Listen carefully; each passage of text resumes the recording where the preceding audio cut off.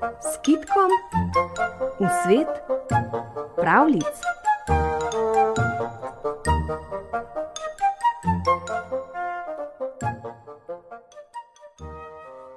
Nekoč je imel neki mož hruško in obrodila je po 4 koše hrušk na leto.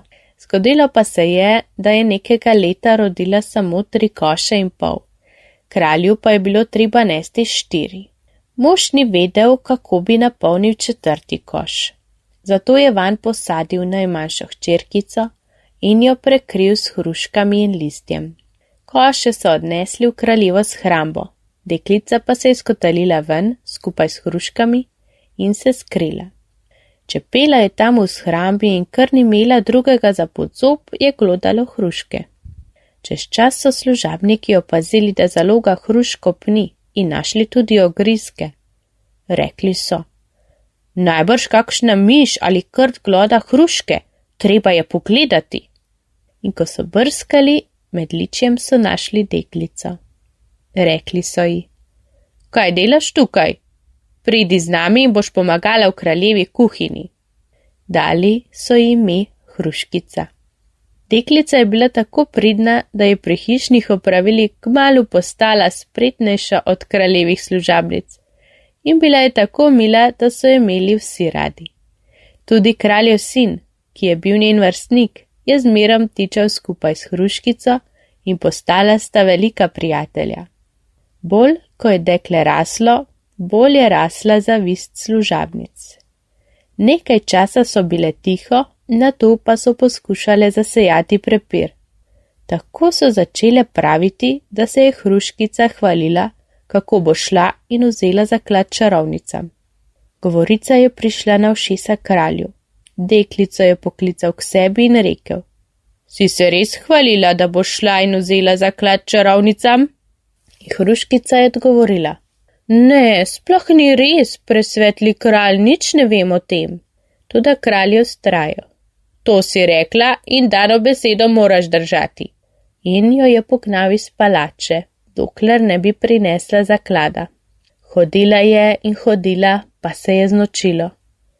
Hruškica je naletela na jablano in se ni ustavila. Naletela je na breskev in se ni ustavila. Naletela je na hruško, splezala nanjo, se vgnezdila med vejami in zaspala. Zjutraj je v vznožju drevesa stala starčica. kaj počneš tam gori, lepo deklece? Jo je vprašala. In Hruškica je povedala, v kakšni stiski se je znašla. Starčica je rekla: vzemi te 3 kose sala, te 3 hlebčke kruha in te 3 šope sirka, pa pojdi zmeraj samo naprej.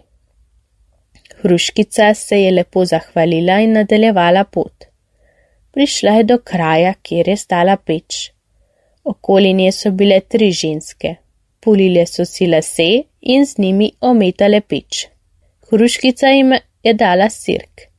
Začele so ometati sirkom in so jo pustile mimo.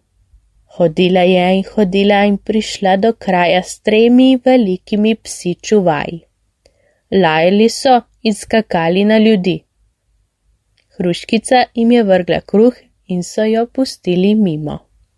Hodila je in prišla do vode, rdeče kot kri, in ni vedela, kako naj jo prečka.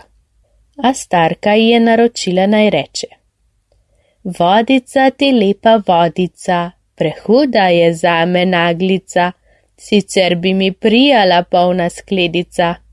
Ko je voda slišala te besede, se je umaknila in jo pustila mimo. Na drugi strani reke je Hruškica zagledala eno najlepših in največjih palač, kar jih je bilo na svetu. Toda njena vrata so se zatikala, da nihče ni mogel vstopiti vanjo.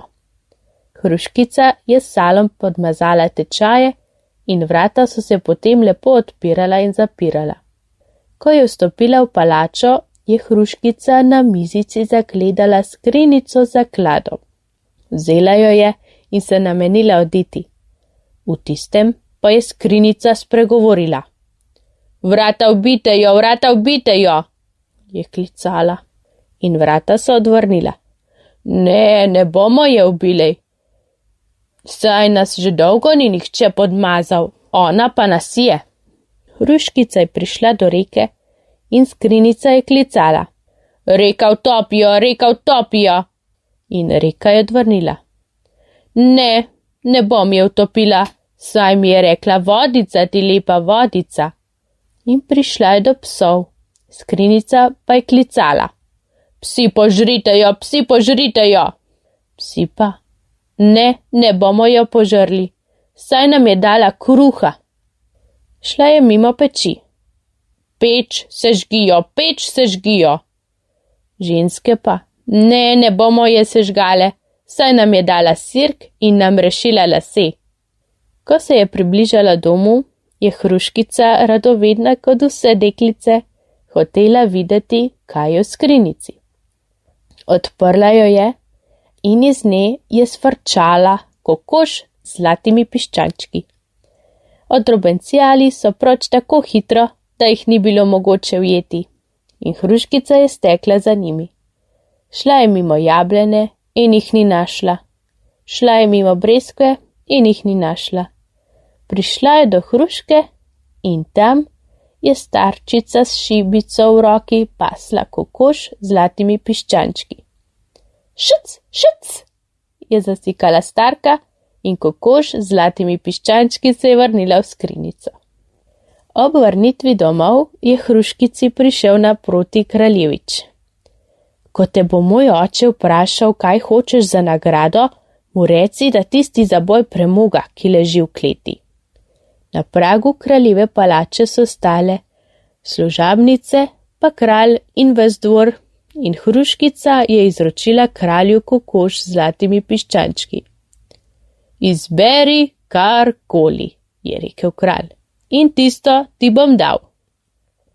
In hruškica je odgovorila. Rada bi zaboj premoga, ki je v kleti.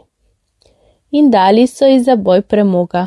Odprla ga je in ven je skočil kraljevič, ki je bil skrit v njem. Kralj se je sprijaznil s tem, da se bo hruškica poročila z njegovim ljubim